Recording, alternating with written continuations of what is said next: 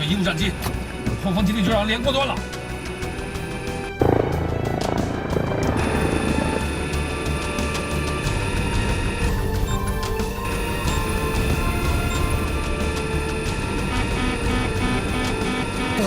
我们被雷达锁定了。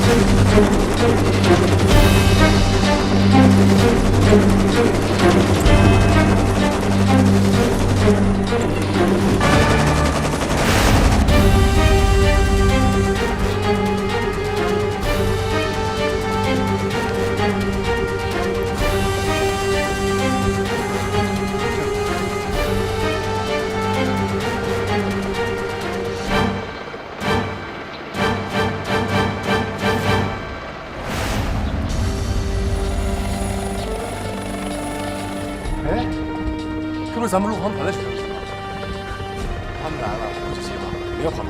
我们现在是第3号舰队，不轰不来，打谁都没商量。那是，我们就坐山帮对一下。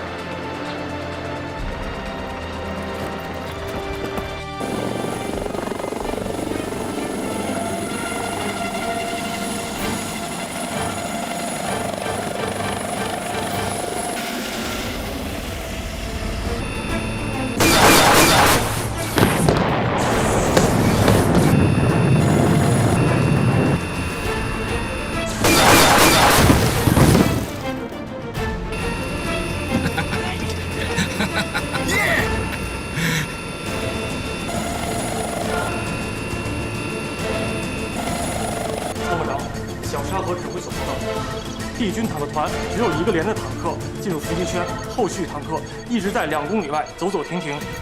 第2架无人机侦察报告：3号公路未再发现帝军坦克主力。后勤基地报告：发现帝军坦克部队、警卫部队正在组织防御作战，请求指挥部派兵增援。难道帝军真的移回到我们后方了？参谋长，看来江海的判断力已经到了。江海现在在什么位置？受电磁干扰，一直没联络上。这么说，他没有按原路返回。直升机已经撤离。2连是否可以展开攻击？命令2连立即发起攻击。明白，明白。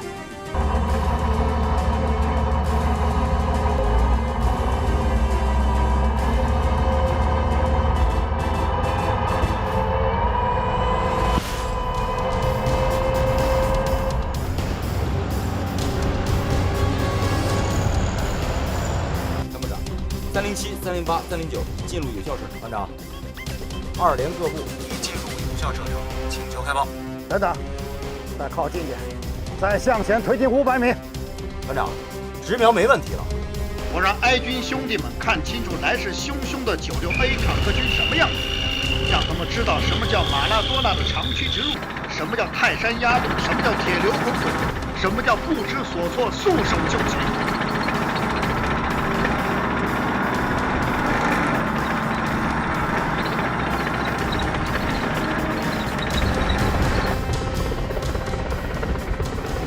坏了，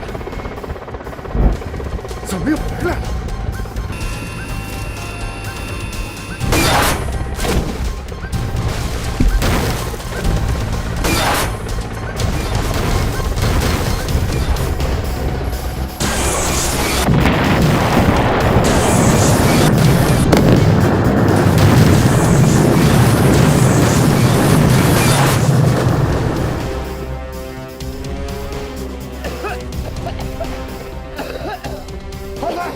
这样不行，强行进攻，地面上坦克都变成直升机的活靶子了。通知各分队立刻转入防空作战，谁干掉敌军，不要再冲。团长，总指挥车通信系统完全瘫痪，无法与各车进行联络沟通了。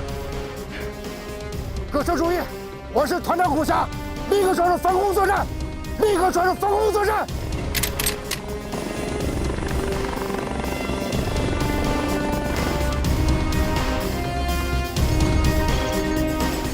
是导演部看先锋过来的。这是江海他们吗？不是他，会是谁？报告首长，这是导演部发来的战况通报。11时30分，偷袭 A 军后勤基地的D 军坦克团2个营遭到 A 军武装直升机的拦截和持续导弹攻击，团指挥车被击毁，指挥系统瘫痪，多辆坦克和战车毁伤。导演部裁定，从11时40分起，D 军坦克团停止一切战斗行动，退出演习。命令前沿各部队按预定计划向各自目标发起攻击。是。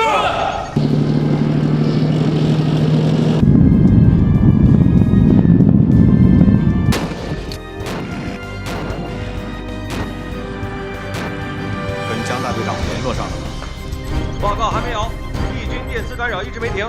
都退出演习了，他们还干扰啥？联通后，叫江海马上返航，不得延误。参谋长，就是沟通不上也没关系，再过10分钟不返航，油都不够了。这一点，江海比谁都清楚。我要的是一个圆满的结局，不想再节外生枝了。明白。螳螂捕蝉，黄雀在后。武侠精心谋划的偷袭行动，因江海的突然出现而功亏一篑，并导致了敌军的全盘结束。如果江海就此收手，安全返航，或许还能功过相抵，减轻处分。偏偏他又来了个搂草打兔子。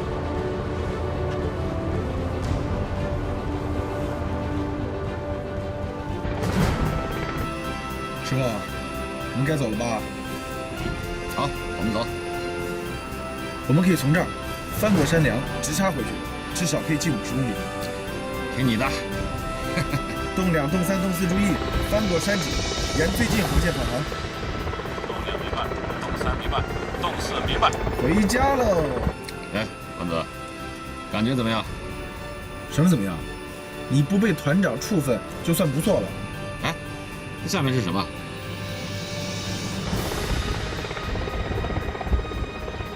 好像是敌军的电子干扰台。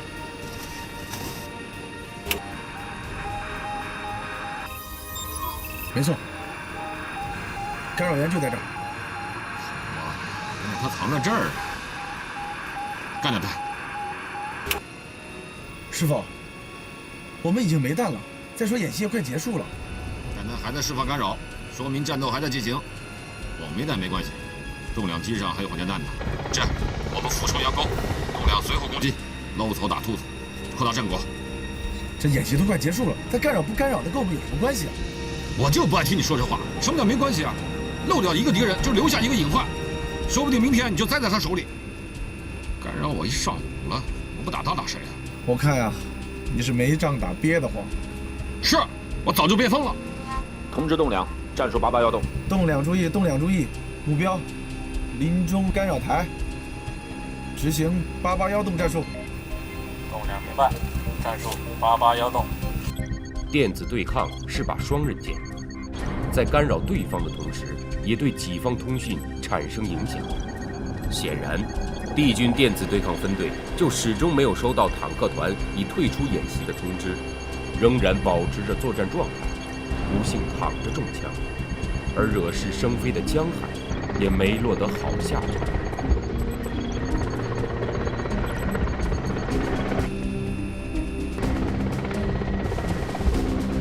师傅，打电子干扰台的科目以前咱也没练过呀。你说的都是屁话，现在打不就是练吗？来，返航的油还够不够？返航是勉强够，要是再遇到别的情况，可就说不好了啊。行了，够回家路费就行。下去了。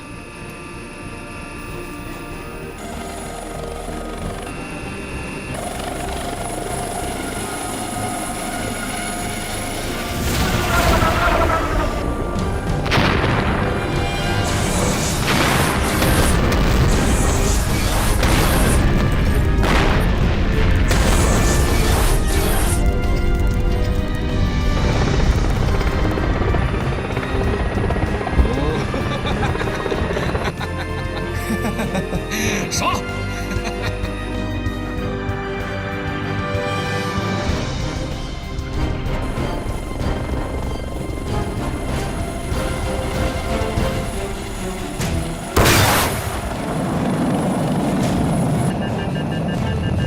不好，我们被导弹咬住了。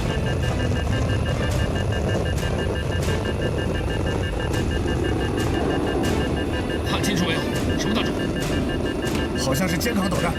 我靠！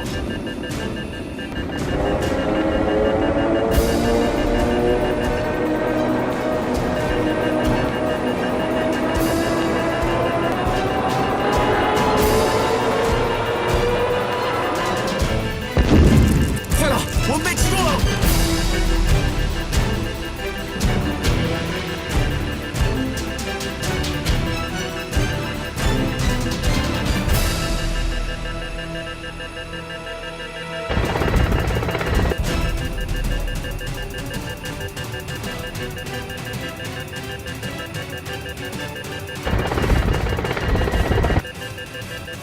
师傅，这怎么回事？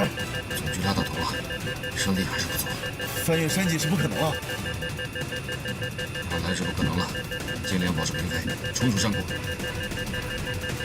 从山谷绕过去，油量肯定是不够的。先冲出去再说。叫栋梁下来，看看怎么回事。不行，师傅，我们迫降吧。要迫降也得飞出山口迫降，不能让古侠看成笑话。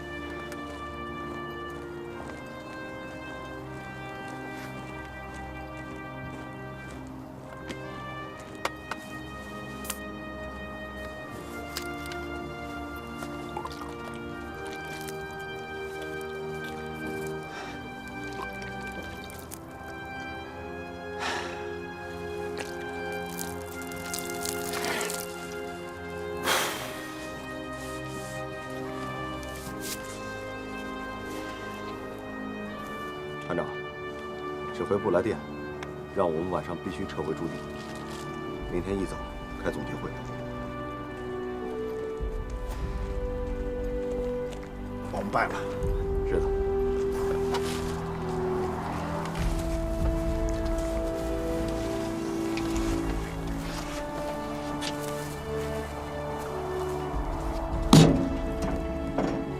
海军陆航团，我早晚要报这一箭之仇。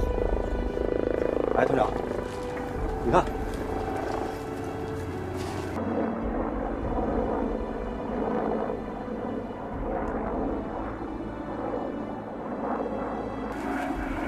说这小子还没完没了呢！快，准备战斗！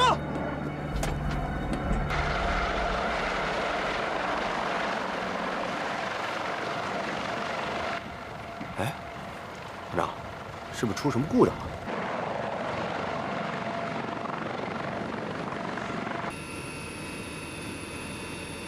大队长，先跟我们回去吧。不用管我，你马上返航，救援队会来的。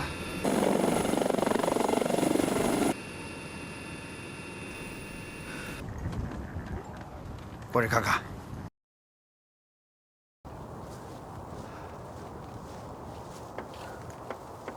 真晦气啊！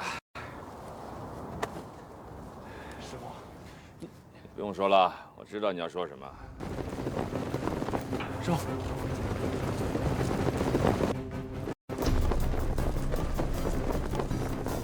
不许动！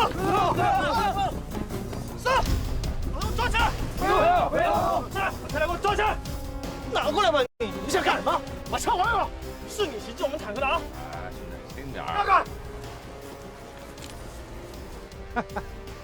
参谋长，这俘虏的枪。这枪值几个钱？要交呀，交这架直升机。二位辛苦了，我是坦克团团长古霞。你就是那个马拉多纳？没错，知名度是有一点的。想当年，我是一战成名呐。现在是一败涂地。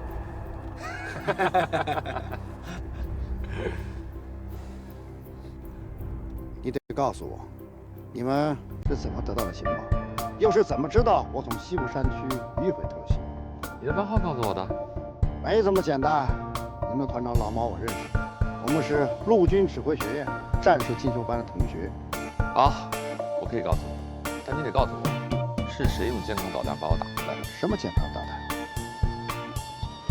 好，原来你小子是被导弹揍下来的。叫什么名字？江海。哦，疯子，这是我们大队长。江海倒名不见经传，疯子倒有所耳闻。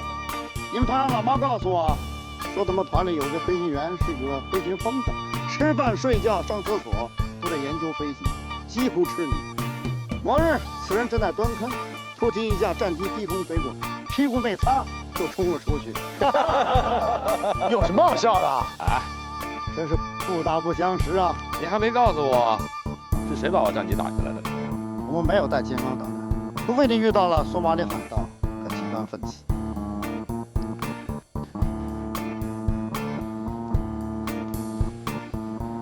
给我点吃的吧，饿死了。没问题。团长，走，把点吃的过来。告诉我，我的失误在哪里？干嘛非得知道啊？我不想和你多说言，我要保证一箭之仇，只要一次。好，走。你们在3号公路的岔路口留下了履带的痕迹，这就证明你们提前通过。你的外号让我知道了你的性格特征，你不喜欢按常理出牌。还有，你的前史让我推断出你可能还冒险。你是来自星星的疯子，野心十足。哎，你想改变陆军的某些传统，也很招人烦。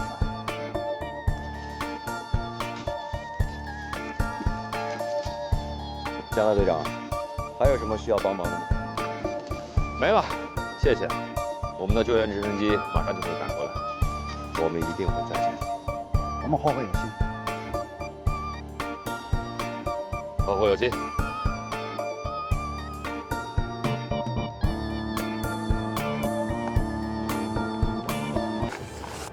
战地抢修组10分钟后出发。江海啊，这次太过分了，部署们那是过不去了。我和你的想法是一样的。军里是什么意思？于参谋长火大了。我回来之前明确跟我说，江海的错误性质要提高到违反战场纪律高度来认识，与个人性格脾气无关。让我们团党委拿出来个处理意见。这么严重？报告呀！抢修小组准备完毕，请求起飞。出发！站！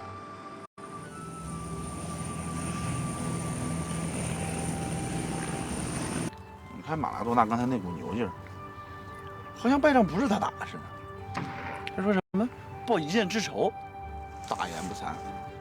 你也别说，马拉多纳是个军人，认败不认输。你也别说人家了，先想想你自己吧。我们今天运气挺好的，战机把握比较准确，司机配合也比较默契，就是持久的挂弹量太少了，打几发就没了。我手里要有架阿帕奇，今天打起来更过瘾。要不说你每天都活在梦里，这什么意思啊？你就别再喋喋不休地回味你那些辉煌了，先想想怎么混过这一关。错都犯了，怎么混过去啊？我都替你想好了，回去之后呢，我去跟团长政委啊，我这么说，偏离航线是我的主意，陆地侦察呢也是我的提议，还有西部山区的跟踪追击是我非去不可，你不同意，被我给说服了。你这是要为我两肋插刀啊！好，不愧是我的兵，敢为首长挡子弹。准备好了吧？我们出发了啊！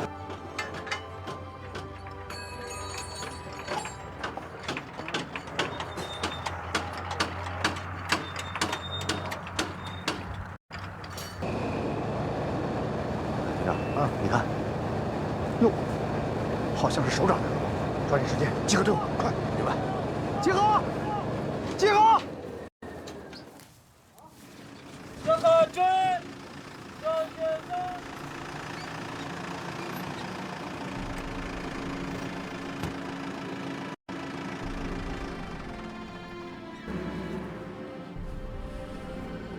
首长同志，第几战机坦克团参演任务完成，准备撤离，请指示坦克团团长顾翔。请稍息。是。扫训。顾团长到。我对你们坦克团声东击西、大纵深机动战术很有兴趣，所以我要特意来你们团看一看。报告首长，我们没有完成任务，我有责任。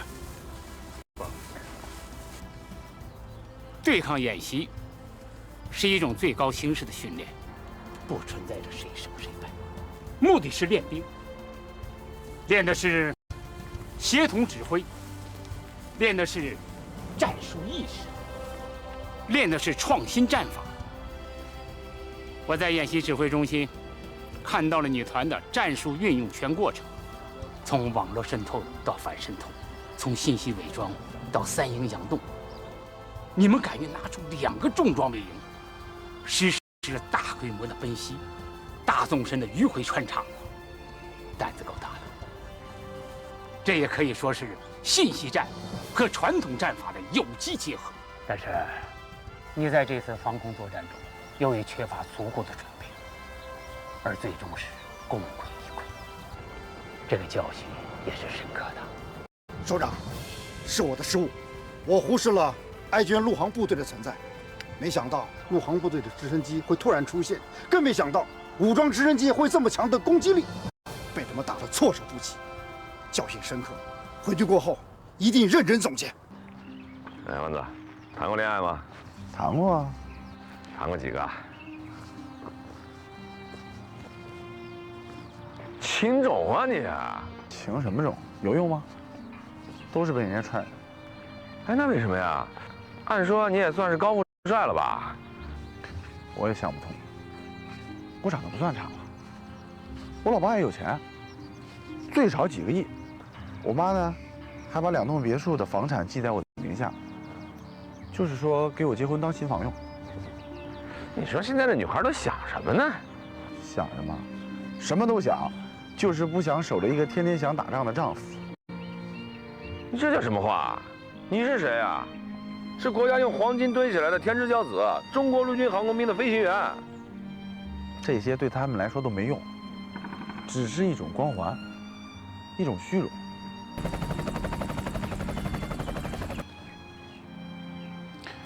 这是一个女孩在微信里给我的留言，你听听。是她吗？小斌，我不得不跟你说实话，要说我不爱你，那不是我的真心话。可现实生活中，你留给我的时间实在是太少太少了。我们除了周末有过1、2次短暂的接触，就再也没有什么见面的机会。你说你总有任务，总在训练，总在准备打仗，给我留下一点温存。你总说你爱我，可你换上军装就忘记你曾经的许诺。我很珍惜我们的相识，可你也要理解一个女孩，她更需要的是浪漫，是呵护。难道你忍心让一个爱你的人把美好的青春时光耗尽在无休止的等待中吗？你能给我一个不再训练、不再准备打仗的承诺吗？这是第几个？小五子。我们沿河流往上游飞，接近山口就能看到他们了。我觉得啊，这小五子还是蛮真实可爱的。我建议啊，在小六子没出现之前，先吊着不放。啊，师傅，你觉得当兵光荣吗？当然光荣了。我不这么认为。说说你的看法。我觉得挺失落的。那你为什么当兵啊？是我爸让我当的。我爸说当兵最光荣，他把当兵光荣那个小红牌子变成一个大铜牌，挂在我家门口，把我穿军装的照片放大了1米多长，挂在公司办公室里。来人的就介绍我儿子飞行员。我觉得这是他的光荣。你转业不就得了？转业啊？我爸不打断我这条腿啊！你爸挺可爱的。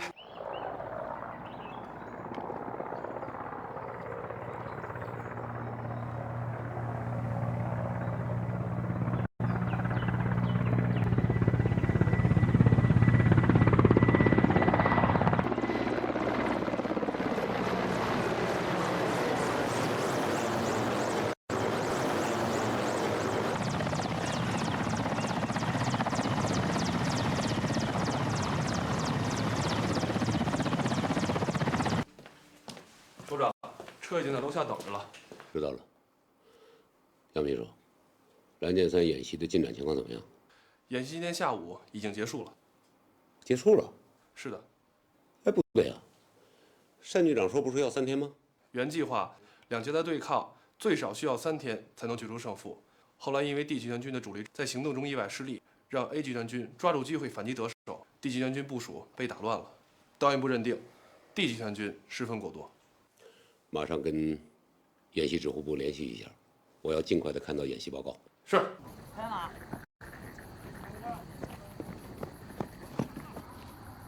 哎呀，今天要是见好就收，结局就完美了。你的意思是，不打电子干扰台就完满了是吧？但至少我们这会儿已经躺在床上睡大觉了，不至于在这荒郊野地等人救援吧？我告诉你吧，打电子干扰阵地，我们是一片空白。怎么打，打什么部位，强电子干扰下会出现什么状况，实战中会遇见什么问题，我们是一无所知。今天正好赶上他开机干扰，我们打他一下，经验不就有了吗？还经验呢？被人都打下来了，不觉得丢人啊？哎呀，被自己人打下来有什么丢人的？被真正的敌人打下来，那就不是丢人的事儿了。我问你，你今天最大的收获是什么？有烤鱼吃啊！你就知道吃。这发肩扛式导弹呀，把我给打懵了，但也把我给打醒了。直升机最大的克星就是这种来自于地面的简易武器，隐蔽性强，操控简单，成本又低。直升机作战如果没有足够的防范，挨打没商量。所以说，今天最大的收获，就是亲身体验了一把被揍下来的滋味。这种体验啊，还是越少越好。这说明什么？打仗不光要想着打人家，还得防着别人打你。美军的2架黑鹰怎么在索马里坠毁的？就是被这种肩扛式火箭筒给打下来的。说的也是，肩扛式导弹已经成为武装直升机的死敌了。不过，美军那次也是因为轻敌了吧？我们犯了同样的错误。我们是被什么肩扛式导弹打下来的？是红鹰5还是前卫2？我根本就说不上来。好像是 F006啊。我很想找到这个玩 F006的家伙。干嘛？报一箭之仇，拜他为师，向他请教打直升机的经验。你这又是何苦呢？他发射的时机非常好，正好是在我调整姿态，准备进入平飞的那一瞬间。是个高手。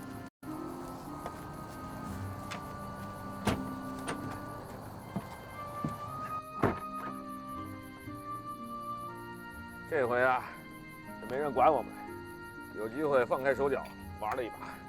什么叫陆军航空兵啊？这才是陆军航空兵啊！不是你说实话，我怎么觉得这么别扭呢？以前我们不是航空兵，以前也是，那干着别扭啊。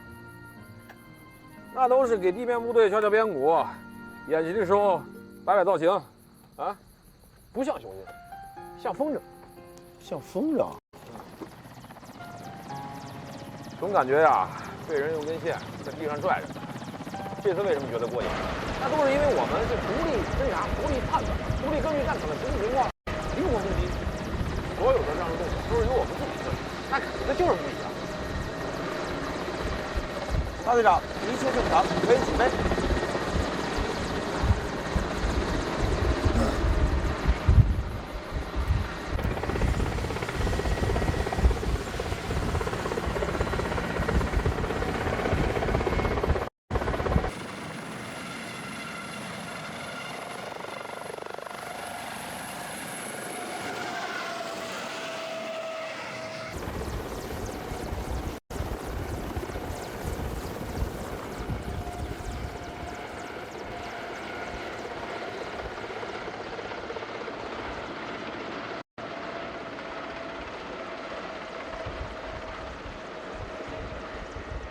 哎，师傅，你跟副教员怎么样了？以后见面得叫嫂子，记住了吧？哟，这才几天啊，就叫嫂子了？我怎么觉得这事儿这么不靠谱呢？说话呢？什么叫不靠谱啊？人家洪大队长比你有优势。我承认，那是因为他转业了，给大老板开直升机，有钱有房，玩时尚，这种优势啊，我是比不了。但是征服一个女人，要像驾驶直升机一样，对她要有全面的了解、深刻的认识，对她的每一个系统都要了如指掌啊！尤其是发动机，也就是心脏，她的心。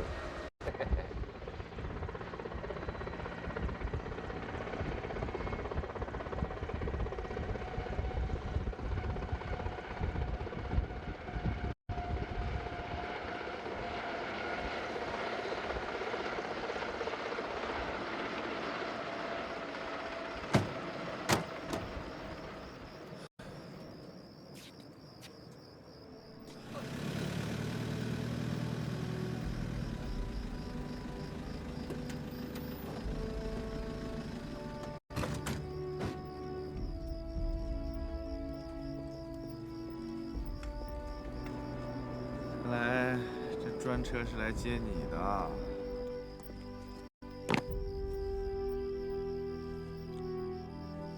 江乐队长，跟我走吧。是我还是我们呐？就你自己。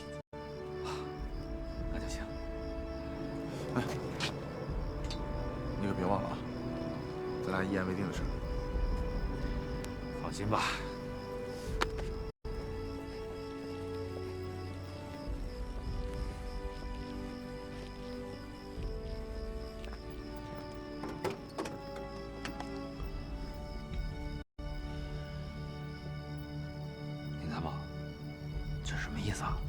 首长决定关你禁闭。这谁的决定啊？你觉得团里有这个权限吗？军首长的意思啊？行吧。我能先打个电话吗？不能。不是，我就。别看江海表面上显得无所谓，其实他已经清楚自己将要面临什么样的后果，甚至处分。他做好了充分的思想准备，迎接暴风雨的到来。但没有想到的是，这场风雨来得超乎他的想象。先送我到团部啊！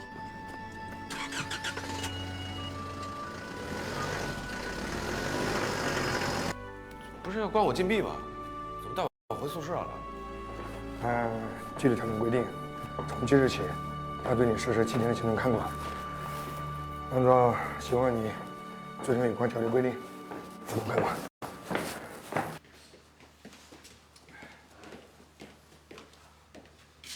江队长，在没有他的允许下，你不可以随意外出活动。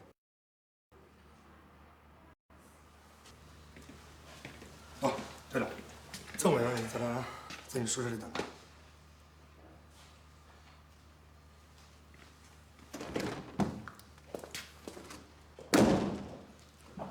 有什么情况及时汇报。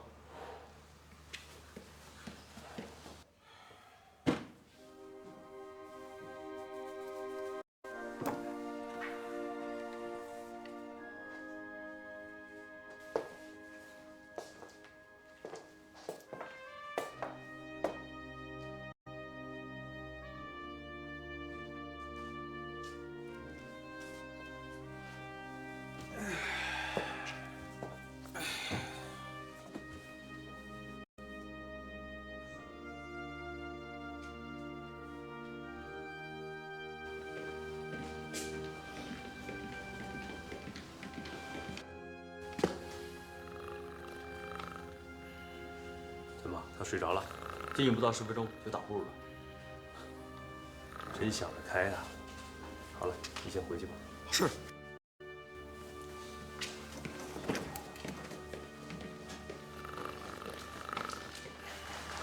江大队长打了1天仗，能不累吗？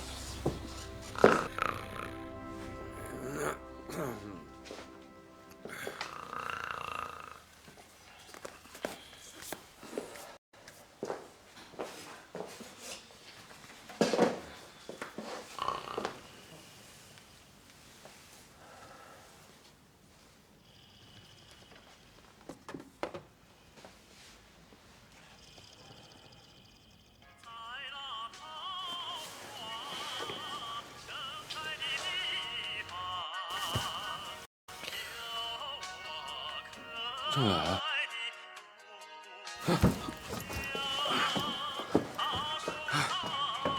你怎么在这儿呀？先接电话吧。喂，凤英，还没睡呢。你不是也没睡吗？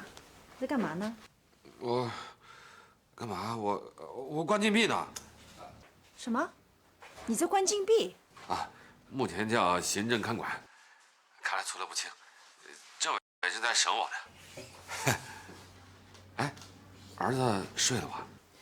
行了，你就别再操心了，我等你的电话啊。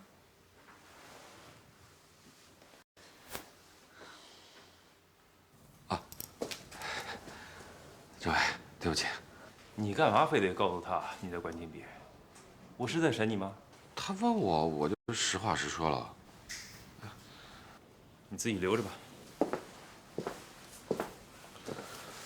坐。啊。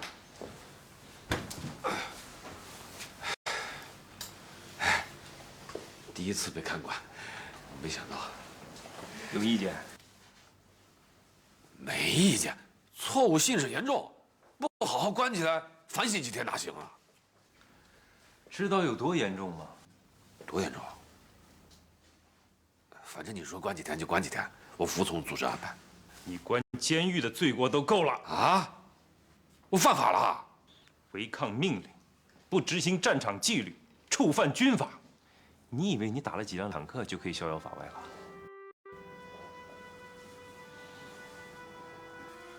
把事情经过说说吧。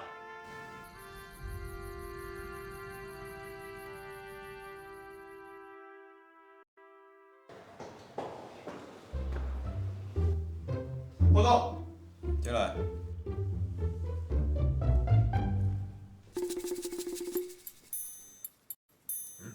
小斌啊，这么晚了还不休息啊？我想跟你聊聊。哎呀，你跟江海都飞1天了，有事明天再说。不，今天的事儿啊，我一定要向你汇报一下。接下来说吧。谢谢团长。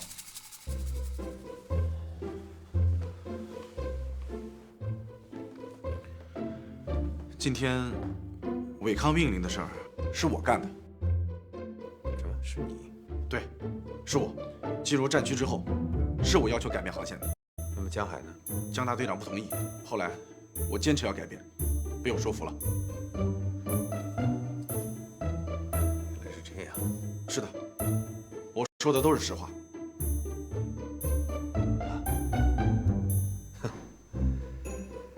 我们还以为是江海呢。团长，一般都会这么认为的。江海是大队长，是机长，因此都会认为这是大队长的主意。但其实是我，包括落地检查履带印也是我提出来的。违抗返航命令，把编队带进山区，也是你啊？没错，当时大队长不同意，但我坚持要去，而且我的态度十分坚决。我跟他说，如果要是不同意的话，我就直接从这直升机上跳下去。我连机舱门都打开了，以死相逼。对，大队长被我当时的举动也吓坏了，最后只能妥协。啊，还真有你的，他同意了。对，他同意了。他同意，他也有责任。哦不，他没有责任，大队长一点责任都没有，而且有功。你是个老兵，1级飞行员，又是大队长，可是你自己过沟瘾了，你却把刘小兵他们带到沟里了。如果年轻飞行员都像你，把命令当耳旁风，那部队会变成什么样子？任何显赫的战绩都不能凌驾于纪律之上。军队是有铁的纪律的地方，不是任何人都可以由着性子蛮干的，更不是耍个人英雄主义的地方。政委，这事跟刘小兵没关系。小兵几次反对，握着舵杆都不撒手，是我下了命令他才松手的。政委，事到如今，你给我啥处分我都认，蹲监狱我一个人蹲。你对不起自己也就算了，你还对不起傅颖，你知道吗？我现在知道了，确实对不起他。你和洪生之间，他为什么选择你？可能是我飞行技术好吧。洪生比你差吗？他当2大队长还比你早2个月呢。全军飞行技术尖子有的是，比你强的人大有人在。能飞莱维斯曼就了不起了。那你说为什么呀？他是希望你能像李翔那样，勇于担当，为陆航事业献身。烈士的遗志，能够在你身上实现。我没问题，我敢于担当，勇于献身。问题是你这么瞎折腾，谁还敢把任务交给你？谁还敢让你飞？你怎么担当？怎么献身呢？都老大不小了，还这么冲动，那么不成熟。我看你呀，也就是落个壮志未酬身先死，常使英雄泪满襟的下场。哎呀，我这把我说死了。你知道傅颖决定第2婚仍然要嫁飞行员，他顶着多大的压力吗？知道，他爸妈都不认他了。可是你只想着自己过瘾过瘾，错误一个接着一个。你知道这样做对他的打击有多大吗？他对你有多失望吗？我要不是穿着这身军装，我真想大嘴巴抽你。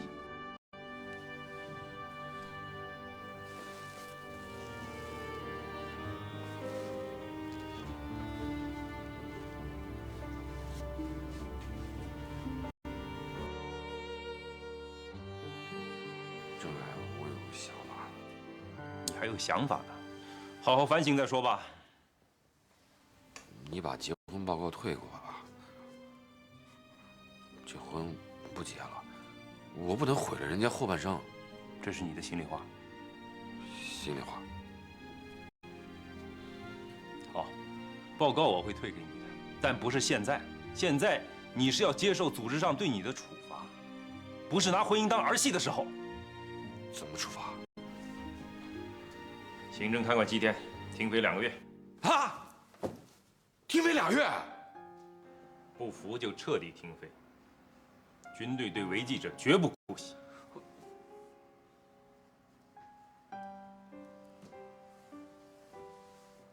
好，2月就2月。先写出深刻的检查，等待军里的处理决定。我写。哎，政委，检查写得好，能不能减刑啊？1个月怎么样？这是军里的决定，谁跟你讨价还价？当我们发现帝军坦克团的时候，他们已经准备向后勤基地发起进攻了。在这个紧要关头，江大队长毫不犹豫地带领我们编队冲了过去。不对呀，江海不是一直反对你违抗命令吗？反对你擅自把编队带入山区吗？是，他是反对的，而且是坚决反对。那这就不符合逻辑了，是不是？既然他一直反对，怎么可能在不请示、不报告的情况下发起攻击呢？对呀，这听起来啊是有点不符合逻辑，可是逻辑也是因人而异的。你想，江海的外号是什么？是疯子呀。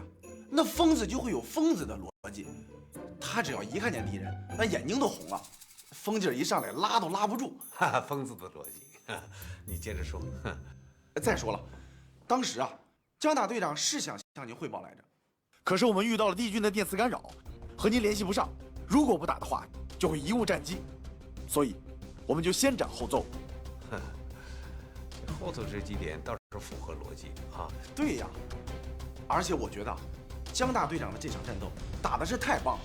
他第一个架机俯冲下去，就把马拉多纳的指挥装甲车给摧毁了。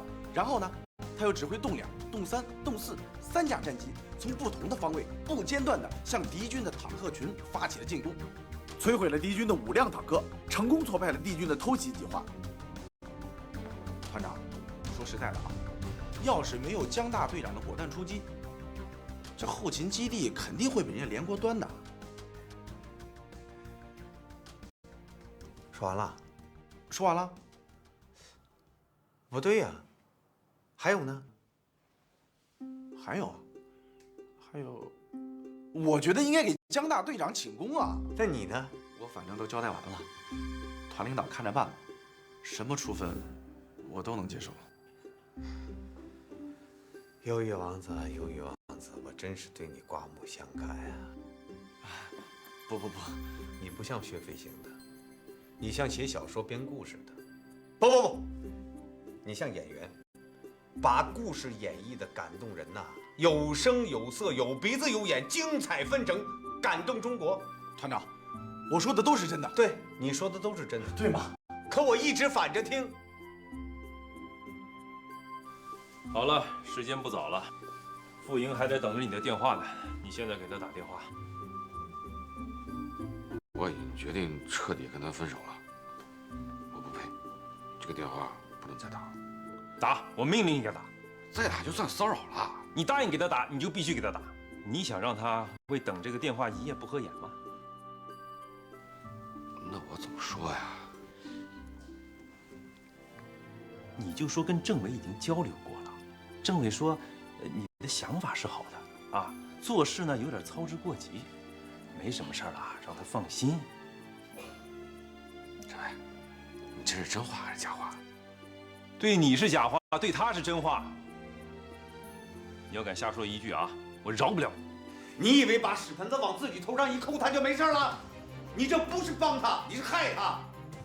演习期间如此违抗命令，你刘小兵还没有这个胆儿，擅自改变航线，关闭英达电台，啊，带队进入西部山区，不请示就开战，只有他江海能干得出来。我闭着眼睛都能想象到，你还冒出来冲大头。团长，这事儿我也有错，我也有责任呐。你企图包庇江海的错就是你的错，但是你的错抵不了江海的错。团长，刘小兵，这么晚了怎么还不睡呢？人家刘小兵仗义，替江海顶雷来了。刘小兵，我知道你和江海有个密谋，可是人家江大队长已经把你卖了。把我卖了？是啊，他全招了，如实招来，承认全部都是他的主意，都是他干的。他怎么这样啊？我就想不通了。他犯错了，你有什么想不通？大队长的想法是正确的，我们陆航的战术不能总是老一套吧？这次大队长带领我们追击敌军坦克团，那打的是积极主动，完全体现了我们陆军航空兵的优势啊！这是战法上的创新，训练上的探索，这是我们陆航部队以后发展的方向。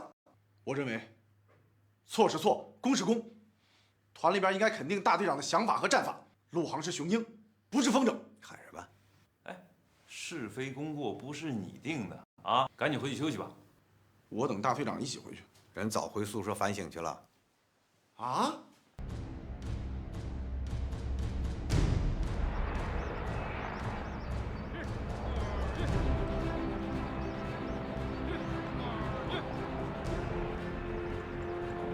一、二、一，立定，向左转，向右看齐，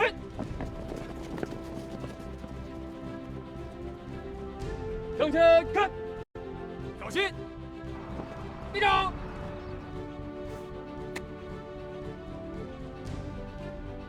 团长同志，飞行1大队、2大队参戏人员到齐，请指示。司令。这儿，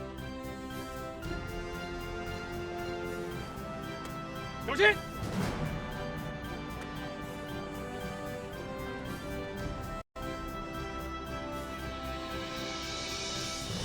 同志们好，开始。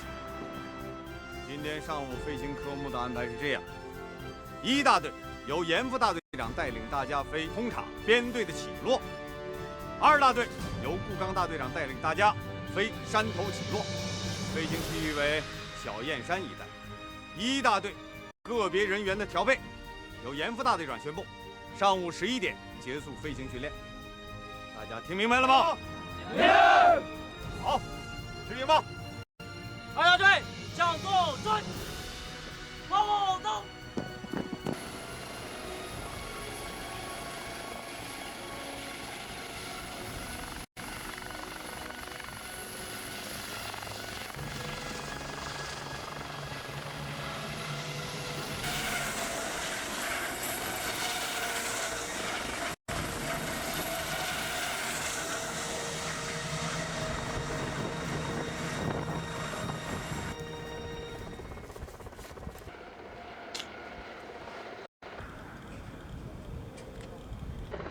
小斌，今天你当机长怎么样？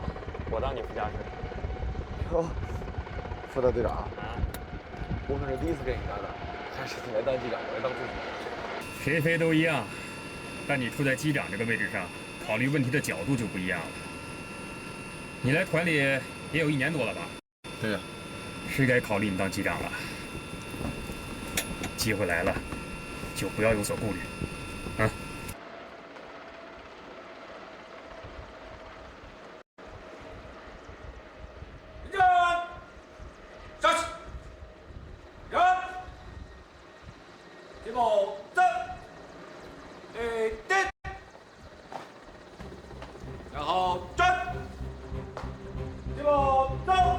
即便是江海实话实说，出卖了徒弟刘小斌，也没能减轻对他自己的处罚。如果仅仅是停飞也罢了，偏偏还要让他听着1架架直升机不断地从头顶上飞过，这种处罚对江海来说，无疑是一种残忍的精神折磨。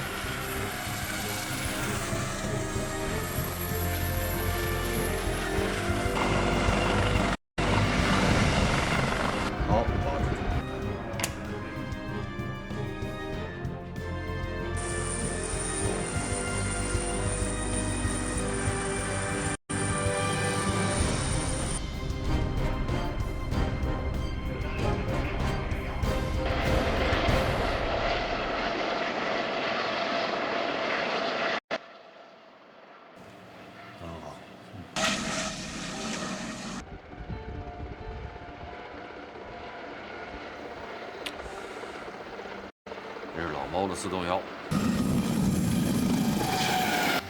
这是耗子的4动3，这是我的勾动1啊！哎呀，应该是王子在飞吧？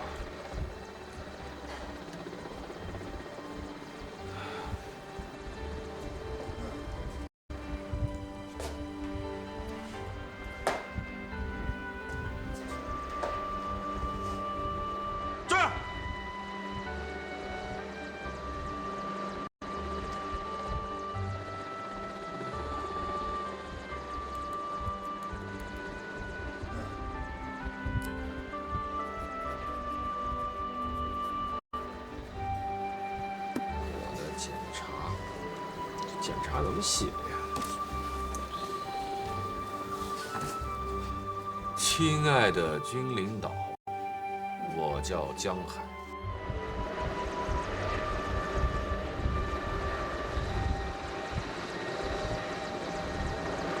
听说你昨天还劝过大队长，怎么还会出这种事儿？其实我觉得，大队长的想法还是挺符合战场实际的。要是昨天他不切断和指挥部的联系，早点把侦察到的情况汇报上去，也不会这样。哎，注意，向左靠一点。记住，长机进入动作前，一定考虑给僚机留出余地。明白。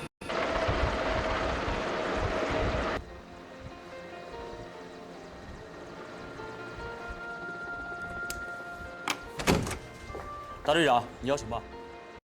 我们大队在训练呢，我出去看一眼。这不行，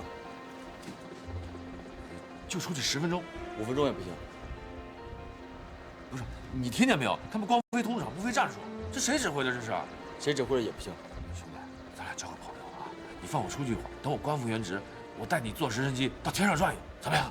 真的？真的！哎，我说话算话，我出去一会儿。不行。你信什么？姓李。你应该姓周。不行。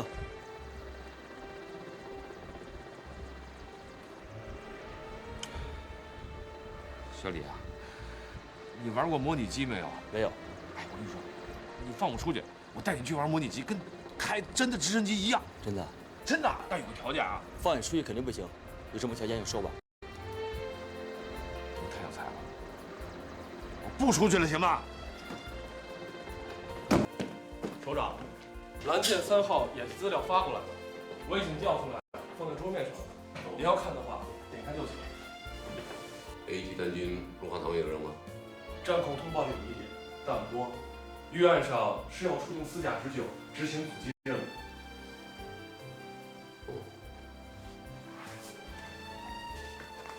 空中突击旅编制报告，部长和政委已签字。知道了，明天就送总部首长。是。亲爱的军领导，我叫江海，龙王团1大队大队长。在这次对抗演习中，我犯了严重的错误。错误好还是罪行好呢？不是罪行更深刻一点吧？在这次对抗演习中，我犯了严重的罪行。我也没那么坏吧？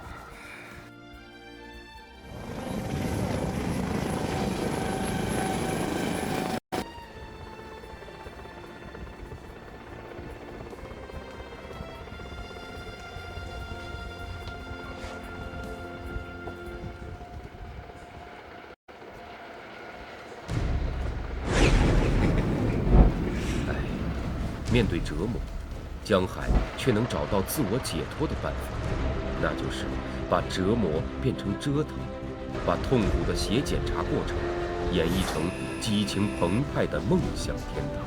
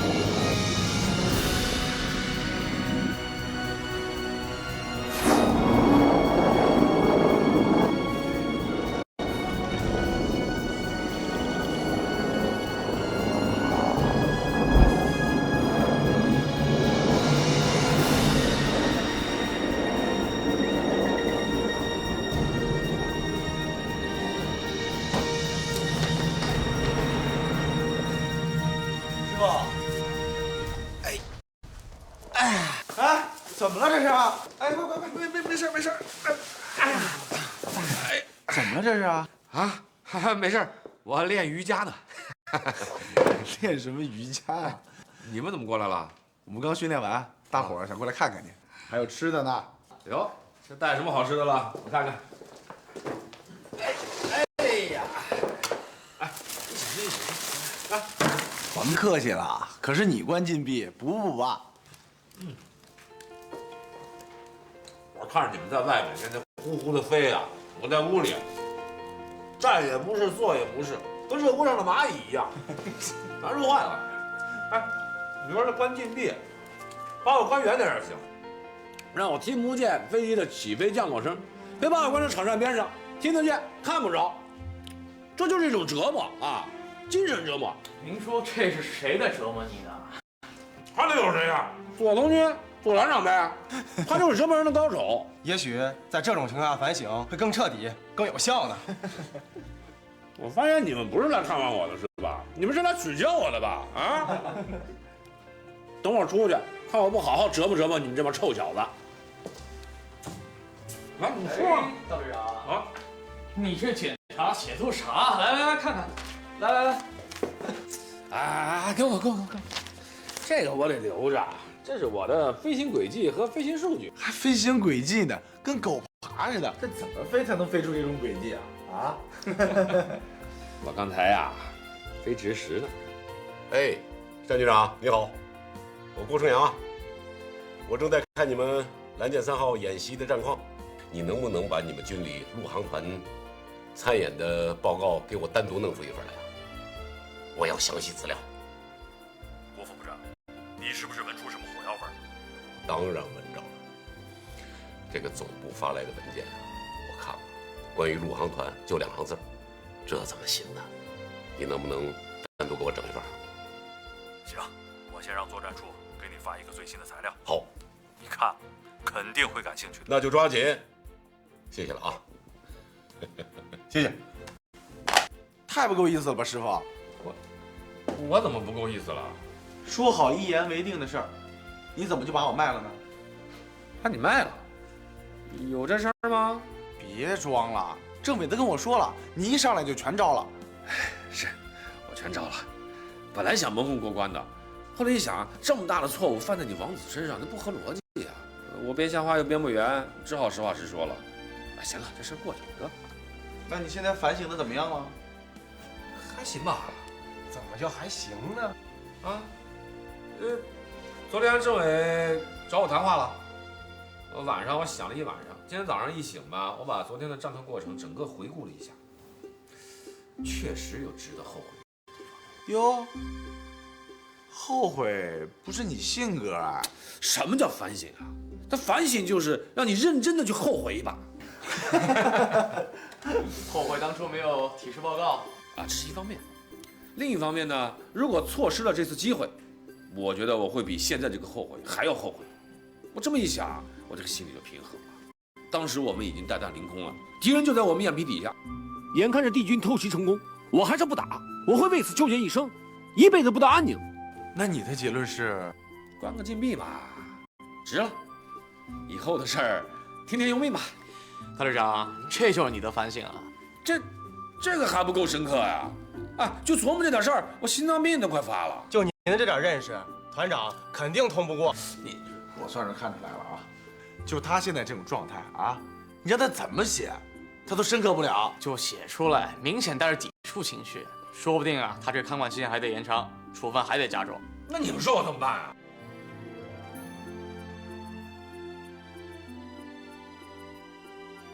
要不这样，我们呢帮你写一个检查提纲，你照着提纲写。好主意啊！哎，你们帮我写检查，我就有时间写战斗总结了。那就这么办吧。拜托各位了，一定要写的详细一点，深刻一点，争取一把头就过。走吧，我要写总结了。行，大队长，放心吧。哎，谁让你们来的？他在行政看管，你们凑什么热闹？团长，检查写的怎么样了？还没写完呢，明天吧。用不着你长篇大论，抓住重点就行。写多少了？来，我看看。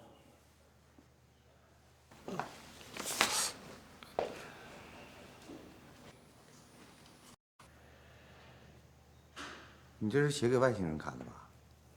一上午就写这4个字儿，啊？本来以为你一上午就写完了，禁闭提前结束。我一直在思考，我想了很多。你不用胡思乱想，你就照政委说的那2点：组织纪律性不强，个人英雄主义严重。那不执行命令方面呢？你按执行命令不够坚决果断来认识就行了，其他的一带而过。啊，晚饭前交上来。不是，团长，你这么写能深刻吗？你照我要求的去写就是了。深刻不深刻，我跟政委还看不出来吗？抓紧写啊！这一张纸不够，稿纸不够，关警卫班要。啊！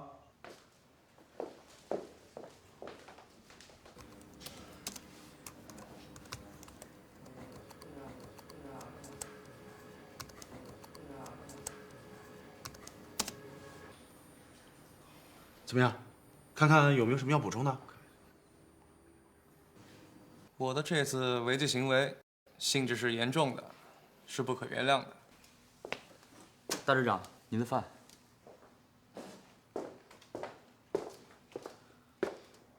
不吃行不行？不行。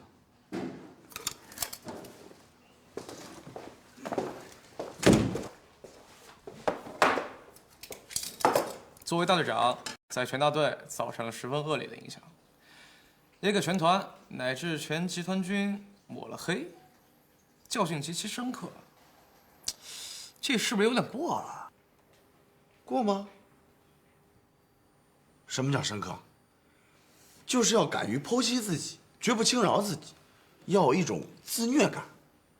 你说的越严重，态度就越诚恳，对吧？他多少也要摆点战绩吧，1分为2嘛。不行不行，这写检查不能写好处，你再客观也会被人认为你是避重就轻，借检查为名行表功之实。我觉得王字写的就行，反正大队长自己还要改的嘛。那行，那就打出来了。行。都说外行看热闹，内行看门道。总部主管陆航工作的副部长郭胜阳，的确是从那场规模并不很大的蓝箭3号演习中闻到了某种火药味，就像采金人发现了金矿。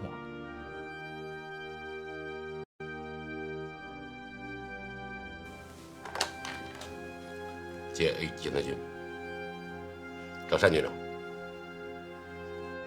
单局长，你发过来的材料我看过了，我马上要到你那儿去一趟，仔细调研。班长，站了老半天了，真够辛苦的。我进去看一眼大队长啊。不行，都是一个单位的，我看一眼有什么不行的呀？团长交代过，现在任何人不准进去打扰他。将来队长挨期检查，我饭前要交的。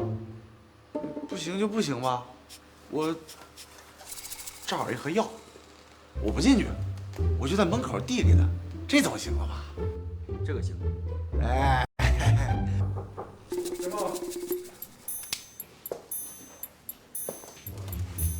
师傅，你不是胃不好吗？我给你带了盒胃药，这上面啊有服用说明，你可一定要按照说明上面去吃哦。谢谢。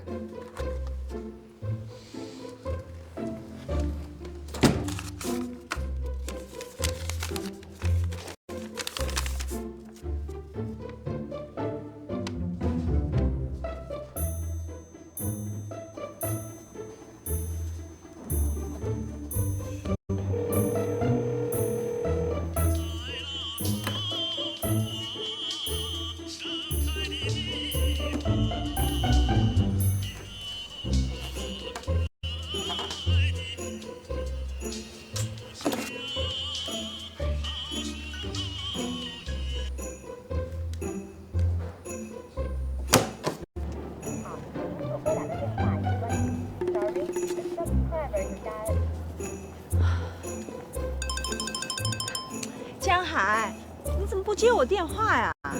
是我，哦，是你啊。我在你身后呢。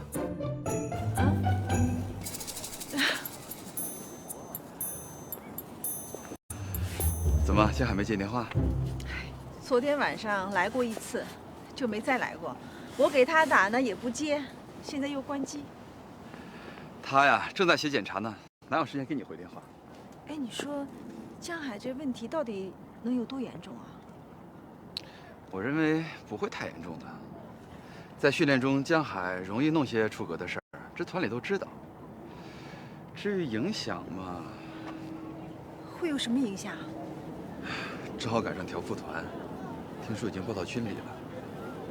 这事出了以后，能不能批可就难说了。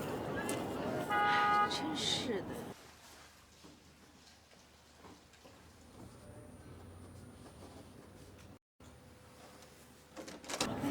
你找我什么事儿？我明天出差去沈阳，想顺便去贤和家看看老人。你有没有什么东西我捎过去？清明节的时候，我带小杰去看过他爷爷奶奶。你如果方便的话，就给他爷爷带一身冬天的衣服吧。好。洪山，我想去一趟 A 集团军，去看看江海。没这个必要吧？他老不接我电话，我想去看看到底是什么情况。现在你最好别去，去了也只能添乱。要不这样，等我从沈阳出差回来，我先去一趟，你觉得呢？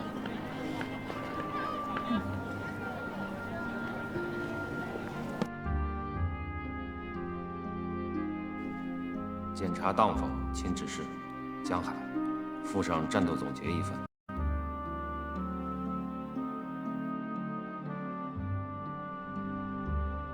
针对此次参演的实践，我对提高集团军陆军航空兵作战效能，对在未来陆军战场上如何使用好陆军航空兵，提出如下建议：一、首先，集团军领导层应提高对陆军航空兵兵种特点的认识，重视陆航兵种的突击性、机动性和持续作战优势，适时将陆航兵种放置在主战和主攻地位上来认识。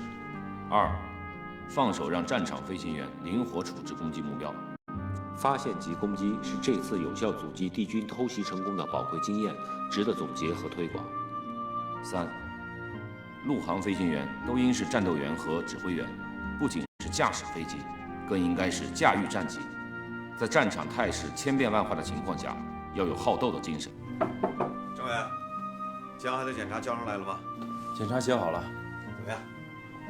检查写的还是不错的，态度也是比较的诚恳，对自己的问题认识的也是比较清楚的。你看看吧。你看行就行，马上交给军部吧。这么急啊？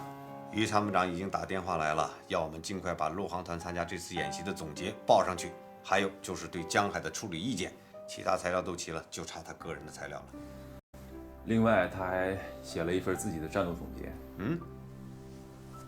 他总结出什么了？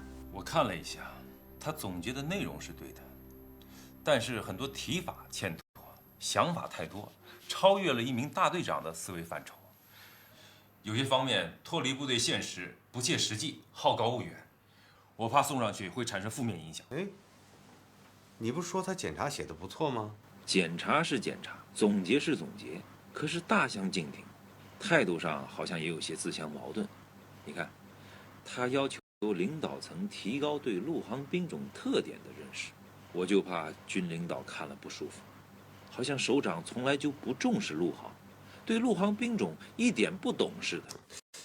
怎么能这么提呢？你看，这还有呢。要放手让飞行员灵活处置攻击目标，发现及攻击是他这次成功阻击敌军成功宝贵经验，值得总结和推广。这有点太张扬，太狂妄了吧？这不是在表功吗？这就是江海的毛病。还有这几句话啊，要培养飞行员好斗的精神，应采取积极主动的攻击战法。我们一直是文明之士啊，怎么能说是好斗呢？这种用词很容易让人产生误解。还有这几句，在战场上打赢是硬道理，其他都是扯淡。这有点有失偏颇吧？啊，有点咄咄逼人的感觉。作为一名军人，在战场上是应该有狼性和血性，这没错啊。当然了，他正在反省做检查，等候上级处理。这个时候放出这种言论，是不太合适。哎，检查写的好好的，干嘛画蛇添足整出这么个总结来？谁让他总结的？没有让他总结，是他自己写的。我看吧，这个总结就不要往上交了，就把这个检查交上去就算了。行，师傅。哎，干嘛？师傅啊，我们写的那个检查管用吗？太管用了，我一字没改，交上去了，一个字都没改啊！改什么改？深刻就行。那战斗总结呢？写完了吗？一起交上去了，都交上去了啊！我还想拜读呢。就你拉倒。师傅啊，我今天想吃涮羊肉，怎么样？我请客。行，我换件衣服。政委，政委，小兵也在这儿啊。我找你们江大队长谈点事儿。行，那我先出去了啊。怎么了？请坐，政委。啊，哎，你也坐。好。坐。这个你先收好。不是，哎，你怎么没交上去啊？是这样的啊，你写的检查呢，我看了，写得很好，已经交上去了。这份战斗总结呢，我想还是暂时不要上送为好。你先收起来吧。为什么呀？怎么说呢？这里面的某些提法不太妥当，我和团长都觉得太彰显个性，过于张扬，送上去对你不好。政委，什么叫彰显个性？什么叫过于张扬？那上面明明都是我自己的观点、自己的感受，我总结出来就是希望团长和上级领导能看到陆航团训练中存在的问题，认识到陆航提升战斗力的方向，有什么不行的？哎，你们怕什么呀？有什么不同意见可以来找我呀！不要激动啊，我和团长也是为你好。好什么好？这么多年来，这是唯一一次能证明陆军航空兵可以独立作战，可以作为主战兵种来使用，唯一一次充分显示出陆航突击作战能力的实践战例。我把它总结出来，作为蓝箭3号演习的一项战法创新成果和经验，希望得到军首长的重视，有什么不妥的？战法和创新成果是你能总结的吗？你是专家吗？演习是我参加的，仗是我指挥的，导弹是我打出去的，战场情况的瞬息变化，战术构想形成，战场形态、地形地貌、气象条件，空地导弹的攻击，地空导弹的防御，强电磁干扰下的反制手段，交战的全过程，我是亲身经历。我不总结谁总结？我不是专家，谁是专家？你是专家。我好不容易把这些东西写出来，你不上交，我抄了那份假检查，你们却如获至宝。你们对那份套话假话连篇的东西就这么感兴趣吗？我用不惜违纪甚至生命的代价写的战斗总结，就那么分文不值吗？我不理解，不理解。你说什么？这份检查不是你写的？不是。战斗总结完成之前，没心思写检查。江海，在这个节骨眼上，这份战斗总结是不可能交上去的。不要就算。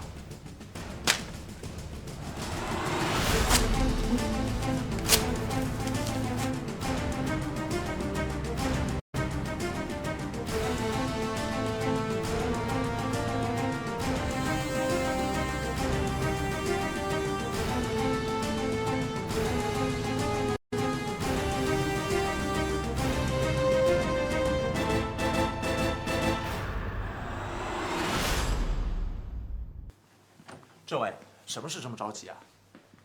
你马上给军里打个电话问问，江海的检查报告有没有交到首长的手里？如果还没交上去，问问能不能暂时先不交了。出什么事儿了吗？什么事儿？江海的检查根本就不是他自己写的，是刘小兵他们几个炮制的假检查。快去！政委，恐怕来不及了吧？怎么了？这件事军里已经有结论了。什么结论？刚才啊，军里来了通知，给咱们团集体3等功。你说什么？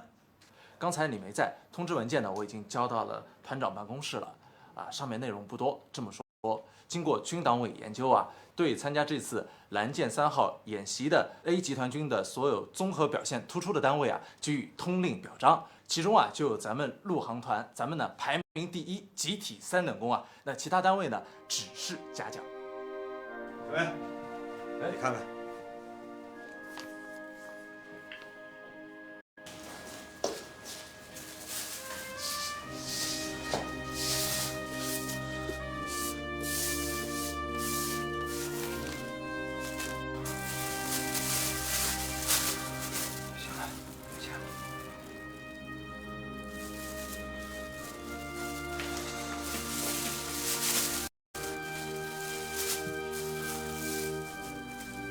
师傅，你也别生气了。不气了，没什么气可生的。对，你要是能想开啊，最好。已经想开了。走，我请你吃饭去。那哪行啊？我请，不是都说好了吗？你怎么想？没想到，真没想到，对江海的处理意见居然是……可是我们报上去的是警告处分呐。如果早知道军里是这种态度，那我们对江海的处理就要重新考虑了。我找你来正是想说这个呢。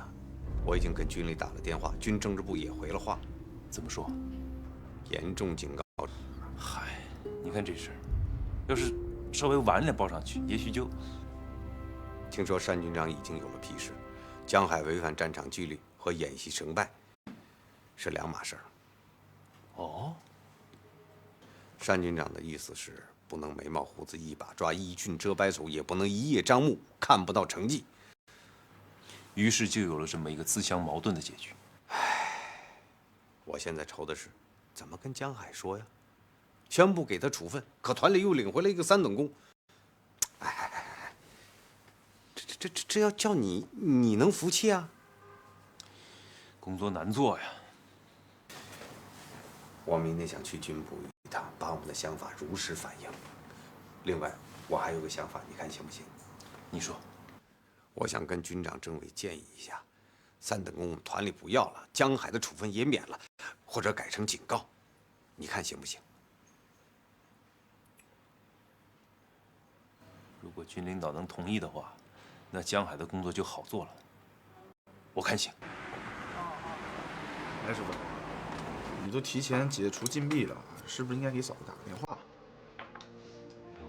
还真是啊，是该给他打个电话。还要我提醒你？哎，算了，不打了。嗯？怎么了？我准备跟他分手了。什么？我想过了，我不灵，我不配，军官处分肯定是被定，副导也没戏了。这一身毛病的人，真要跟人结婚，那不是祸害人家吗？师傅，你这是怎么了？前段时间你还跟我信誓旦旦的说你要结婚，还说跟洪队长竞争肯定能胜出，今天怎么就怂了？真没底气！哎，你干嘛？我来给他打。哎，你先别打。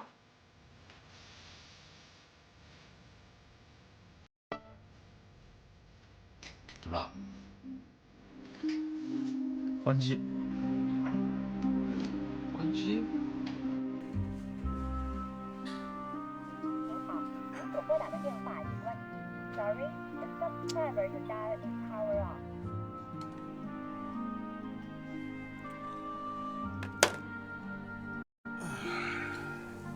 师傅，徒弟说两句啊，这是你的不对。人家副教员给你打了10个未接电话，你都是关机的，你这么做是太过分了。那我怎么办？怎么办？你至少应该打20个电话回去，再发一条短信向他道歉，承认错误。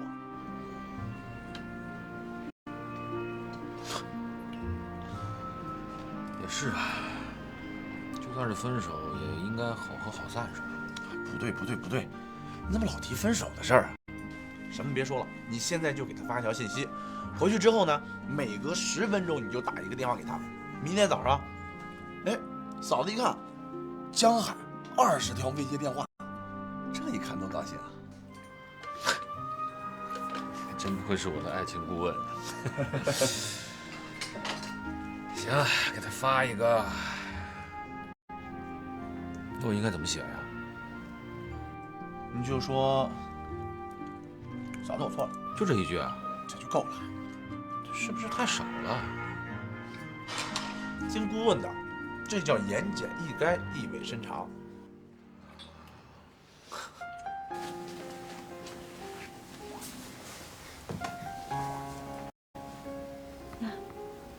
江海都来了10几个电话了。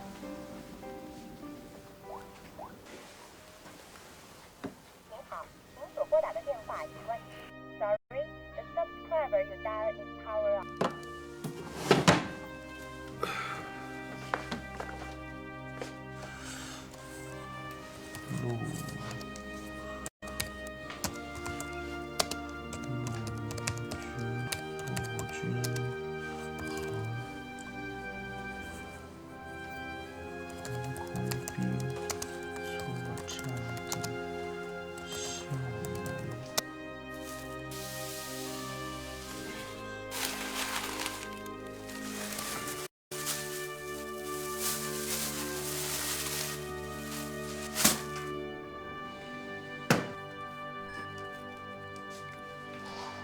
哦，都4点了，不过也算是有成果。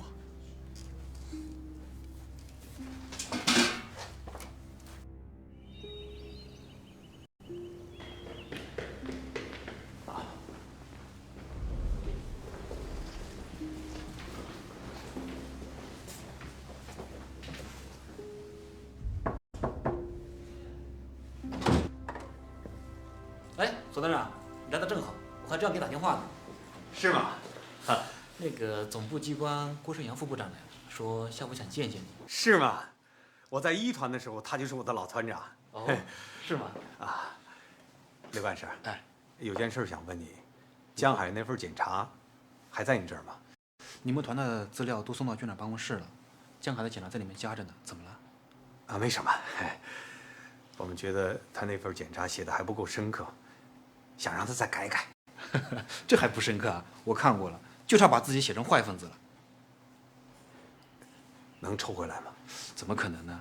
郭副部长现在正在军长办公室谈事儿呢。刘干事，你看他们谈完了没有？我想现在就见见老首长。行，那您稍微等一会儿，我去看看。哎，来，好，请。来。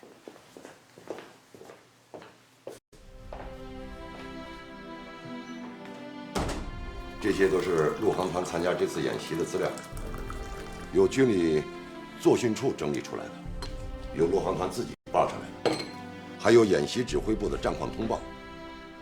老郭，我知道你是为这些来的，都给你准备好了。老郭，应该说这次陆航团的表现完全出乎我的意料。于参谋长的计划是派出4架直升机，对敌军坦克团的突袭给予一定的阻拦，打了就跑，诱敌深入，悄悄边过。没想到他竟然唱起了主角儿。当时4架直升机扑了个空，返航的时候又突然失联了。后来我才知道，是在我的后方跟偷袭我的敌军坦克干上，一下子干掉了人家1辆指挥车，5辆坦克。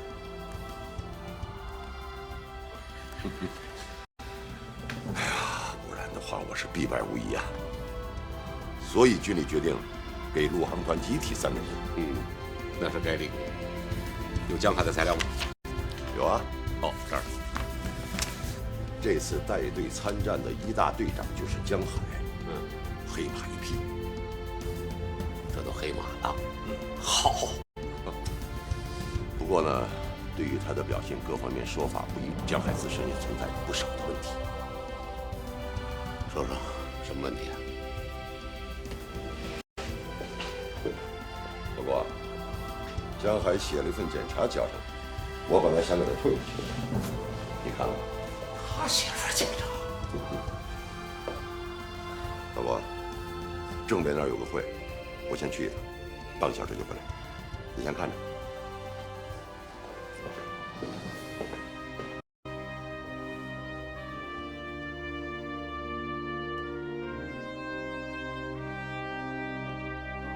左团长，去吧，军长去开会了，国防部长一个人在。哎，好，谢谢你啊，不客气。你忙吧。好。请进。报告首长，左通军前来报道。来得挺快。首长，听说您到军里来了，这不我来办点事儿。您下午要召见我，我想还不如我先见首长呢。行了，坐。是。哎呀，来得好啊！我得祝贺你。祝贺我什么呀？装傻！这军里给你们立了集体3等功，能不祝贺？啊，这与总部首长具体指导分不开的。你看，又虚头巴脑。来得正好，正在看你们团的材料呢。是吗？我刚看了江海的一份检查。首长有什么指示？2个字：虚假。不会吧？江海对自己的错误认识还是有一定深度的。这是你们团党委的意见？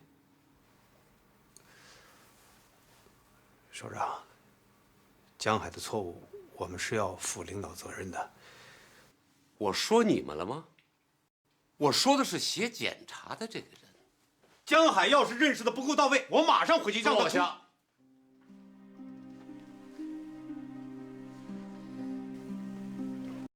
左通军同志，到。这个检查不是深刻不深刻的问题，这么作践自己，有意思吗？你觉得有意思吗？说实在的，这样的检查，我简直看不下去。他们是在糊弄你们，还是在糊弄军里啊？啊，这样的检查你们通得过去？哎呀，把自己说的一无是处，这也叫深刻？哎，这检查你到底看是没看？我没不，首长说的对，首长说的对，这个检查我是看了，但是没看全，没有理解到位，首长。但是我当时看还自认为江海的检查写的比较深刻的。你看江海这个人从来没有对自己做过自我批评，他能有这个态度，我跟政委觉得还是耳目一新的。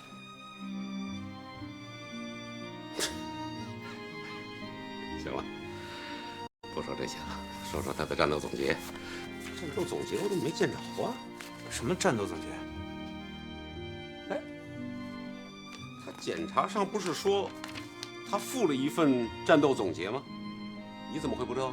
哦，是这样的，江海是自己写了份战斗总结啊，我和政委都觉得他的言辞有点不妥当，就给他退回去了。你们觉得他的提法不妥，就给人家退回去了，这个做法妥当吗？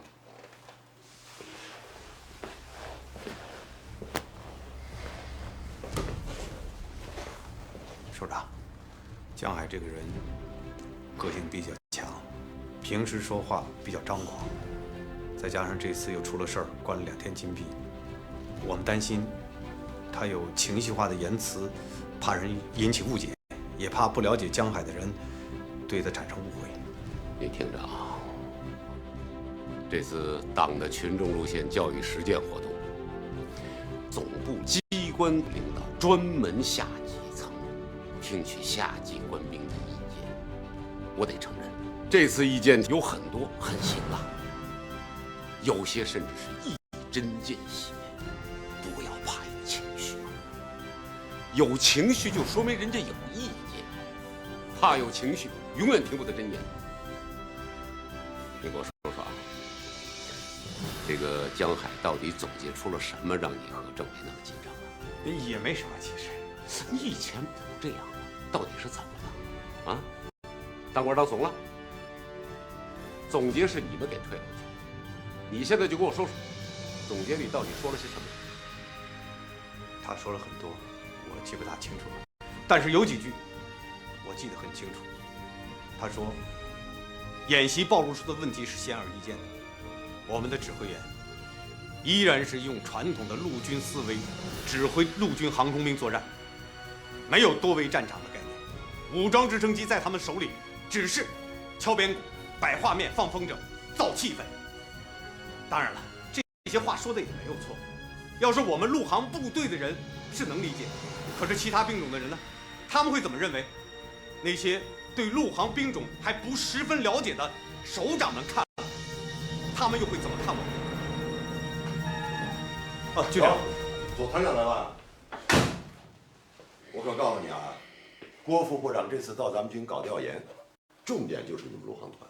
我明白，下午我叫政委过来，向首长做全面的汇报。不用了，刚才的汇报已经很全面了，下午得赶回北京。你看，到底是飞直升机的啊，说来就来，说走就走。军长，郭部长，要没什么事儿，我先回去了。啊，等等，把江海的检查拿过去。什么乱七八糟的，啊！我可告诉你，以后像这种文字垃圾少往军里拿，看着心烦。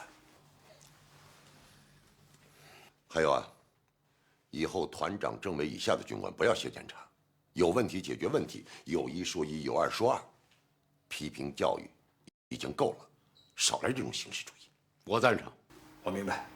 去吧。怎么样？到我家里随便吃点。军长家请客，规格够高的。什么规格呀？每人一碗炸酱面。你要是嫌不好啊，你就饿着。我就好这一口。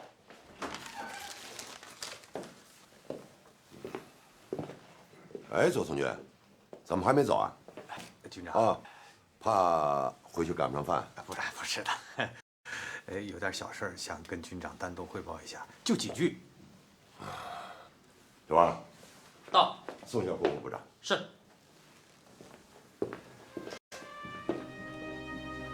说吧，什么事儿？军长，我们有个想法，是不是给我们团的3等功我们不要了？给江海的处分，是不是也能免了？或者降格、警告？想保江海？你说这一仗是江海带队打的，你说现在这个格局，江海肯定不服啊。如果调整一下，他的工作我们也好做。想得蛮周到的啊，邹同学，是不是脑子进水了？想保江海是因为你看的是个人才，是你们团的飞行尖子。但想过没有，人才不是文物，他是一个有思想、有激情的活生生的一个人。如果不把他放在可以展现自己才能的位置上，那他才真正的是个废物。要爱护人才，就得敢于放手，但放手绝不是放纵。给你们团集体立3等功，那就是对江海的成绩给予了肯定。但是我可告诉你，绝不能以功抵过。相信组织，相信